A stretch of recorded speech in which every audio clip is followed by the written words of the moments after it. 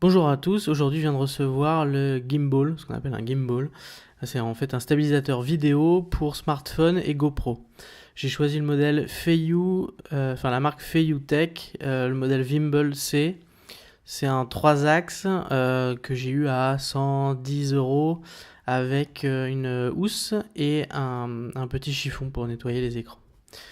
Alors, le déballage, donc c'est une édition limitée pour les 10 ans de la marque. Comme d'habitude, vous allez trouver le mode d'emploi en chinois et le mode d'emploi en anglais. Pas de mode d'emploi en français pour ce modèle. Donc vous avez également un carton de garantie, vous pouvez enregistrer votre produit en ligne comme d'habitude.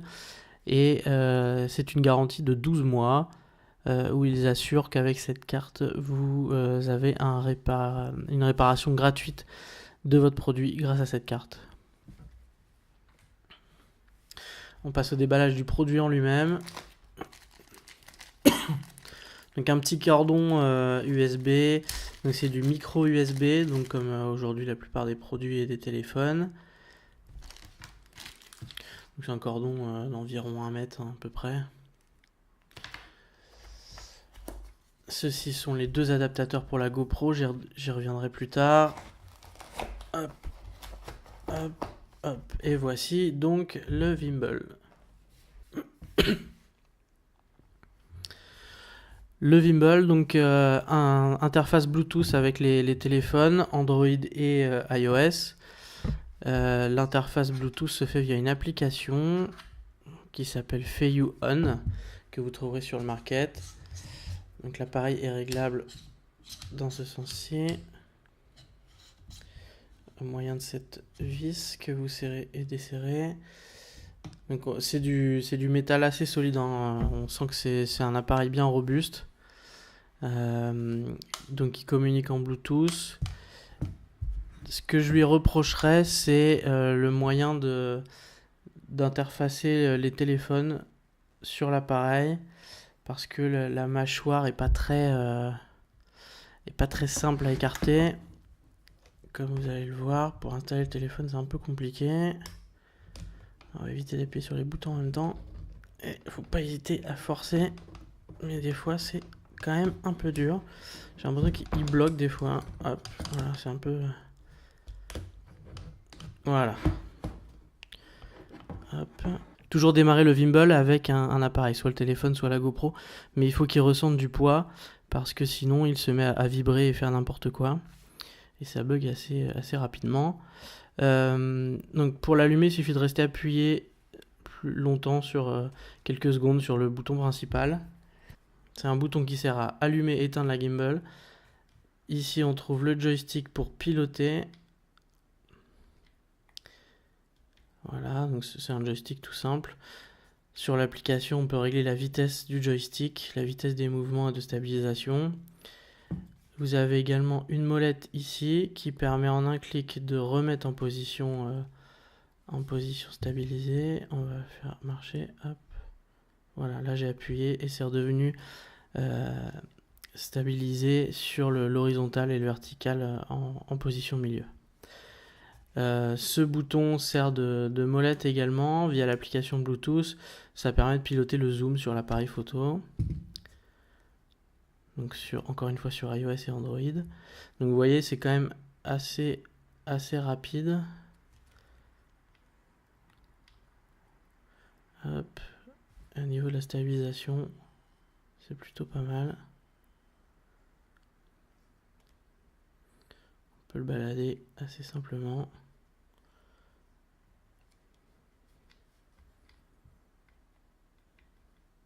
Alors j'ai eu des petits soucis moi au début pour appairer sur le Bluetooth. J'espère que ça va marcher. Hop. Alors.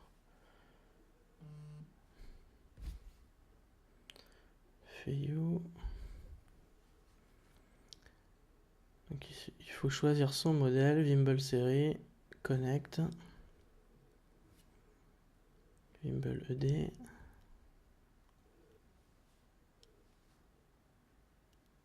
Voilà, ça a été rapide. Bon, j'avais déjà fait des tests d'appairage avant. Bon, là c'est un peu compliqué sur le téléphone avec l'écran cassé, je sais pas si vous voyez bien. Mais en tout cas, ça stabilise quand même. Alors, j'ai pas de visage à vous faire tester, mais il y a un système de tracking de visage. Ça fait que si la personne se déplace sur l'écran, le gimbal suit le visage en fait.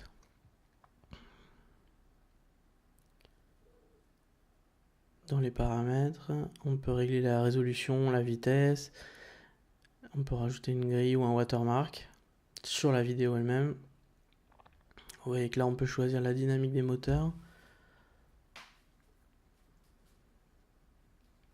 Donc, à peine reçu, il fallait que je me suis aperçu qu'il y a une mise à jour qui était sortie, donc je l'ai mis à jour via le téléphone, en Bluetooth également. On peut le faire via le PC aussi, sur Mac iOS, sur Mac Windows et Linux, il me semble. Il y a toute la procédure en ligne. Donc là, vous pouvez choisir moteur par moteur la vitesse de réponse, si vous voulez que ça stabilise très mou ou que ça stabilise vraiment rapidement. C'est la vitesse de suivi donc pan c'est à l'horizontale et tilt c'est à la verticale. Donc là on choisit la vitesse de suivi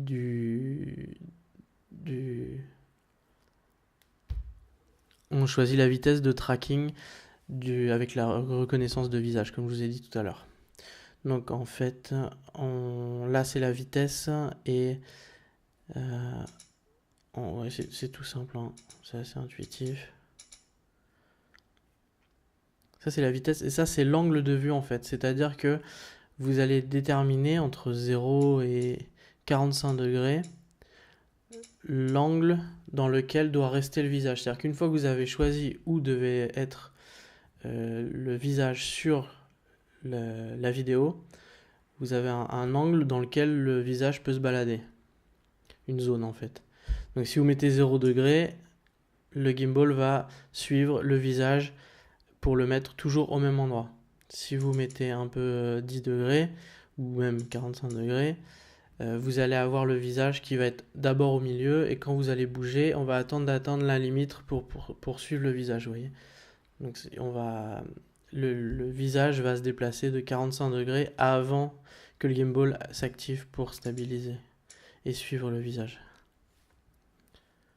Là, vous avez la vitesse du joystick. Moi, j'ai tout mis à fond parce que j'aime bien quand c'est rapide.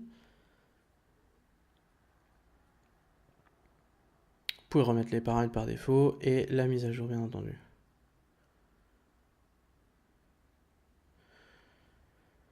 Ce qu'il y a de bien aussi, c'est que du coup, ouais, par contre, à chaque fois que vous sortez, il faut refaire la manip.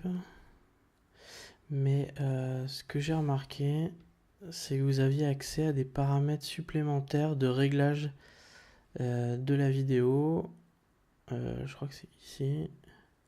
Voilà, vous pouvez choisir l'exposition, la balance des blancs et même la valeur des ISO via l'application.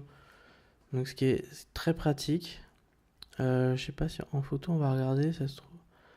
Voilà, à chaque fois dans chaque menu, vous avez accès à ces options.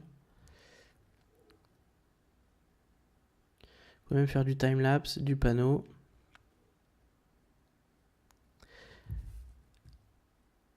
L'avantage du panneau, c'est que tout est géré par la gimbal. C'est-à-dire que vous lancez le panneau et c'est la gimbal qui va, elle, tourner pour faire le panoramique le mieux possible. Voilà pour la partie mobile. Hop, vous voyez, il bug complet quand on enlève sans l'éteindre. Il fait un peu n'importe quoi. Voilà, là, il est arrêté. Et alors, pour la GoPro, il faut rajouter donc ces petits adaptateurs qui permettent de réduire l'espace. Hop, de réduire la taille de la mâchoire. Et alors, pour l'installer, c'est un peu... J'espère que dans les prochaines versions, ils vont penser à faire un système un peu plus simple parce que c'est quand même pas pratique. Cette mâchoire là.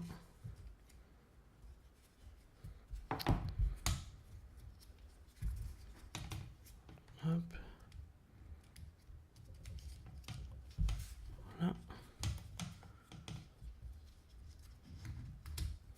Et voilà. Et là, la GoPro est parfaitement pincée. Voilà. Alors par contre du coup il n'y a pas d'application pour communiquer avec la GoPro.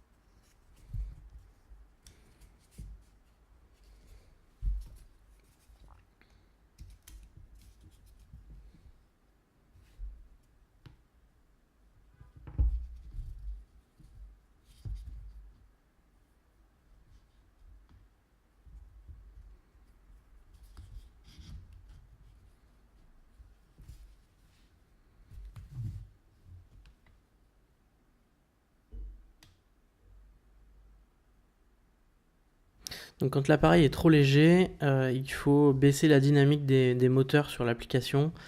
Ça évite que l'appareil rentre en tremblement comme là. Je vais vous le faire entendre. Là vous entendez le moteur qui fait des petits tremblements. Ça se voit pas à l'image, mais ça s'entend au son. C'est en fait parce que l'appareil est trop léger et du coup le gimbal cherche à le stabiliser. Il trouve pas de position stable. Donc il faut baisser la dynamique du moteur. Ce que je vais faire tout de suite via l'application. Hop.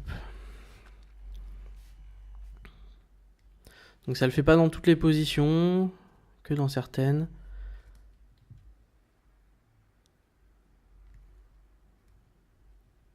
Alors, hop. Gimbal. Moteur Dynamics. Donc après il faut trouver lequel pose problème. Et là je dirais que c'est... On va tous les baisser un peu. Hop. Et celui-là aussi. Save. Et ensuite il transfère les paramètres.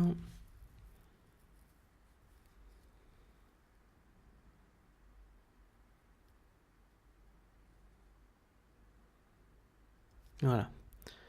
Hop, les paramètres sont à jour et transférés. Donc suivant dans la position dans laquelle vous inclinez l'appareil, vous avez plusieurs réglages hop, qui sont décrits dans le mode d'emploi. Vous avez le vertical mode qui est le classique comme celui-ci. Ensuite vous inclinez l'appareil à droite ou à gauche et vous appuyez sur la molette pour qu'il change tout seul de position. Donc là il est en position film vertical. Donc là vous voyez il s'est bien mis en vertical. Si je rappuie sur le bouton, il reste bien dans la position. Ensuite, je le ramène en vertical, comme ceci, et je rappuie dessus, et normalement, voilà. Il retourne en position initiale de reset. Si vous changez dans l'autre sens, il va faire une verticale dans l'autre sens. Hop, voilà. Après, avec le joystick, vous le réglez. Hop, et comme ça stabilise. Vous voyez ? Bon, c'est surtout utile pour le smartphone, pas trop pour la GoPro, parce que la GoPro on filme à l'horizontale, pas à la verticale. À moins si vous voulez mettre la GoPro dans l'autre sens dans la gimbal, c'est tout à fait possible du coup.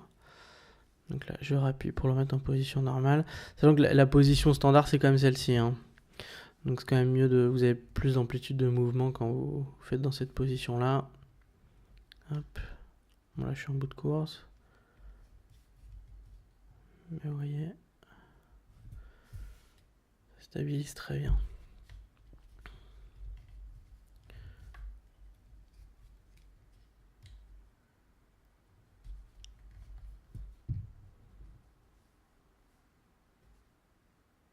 Voilà. Le port de charge, je vous en ai pas parlé. Hop, il est sur le côté. Donc comme je vous ai montré tout à l'heure, c'est du micro USB standard. Donc, comme vous avez sur tous les téléphones aujourd'hui. sauf les iPhones. Et ici, vous avez de quoi le mettre sur un trépied, sur une perche, sur des accessoires GoPro, sur je sais pas quoi. Vous pouvez mettre un adaptateur vers les accessoires GoPro si vous le voulez. C'est vraiment, moi je trouve, un bon rapport qualité-prix.